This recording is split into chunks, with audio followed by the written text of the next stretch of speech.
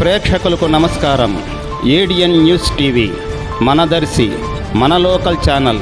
ADN news TV ప్రేక్షకులకు నమస్కారం. వార్తలు చదువుతుంది మీ ప్రసన్నారాం.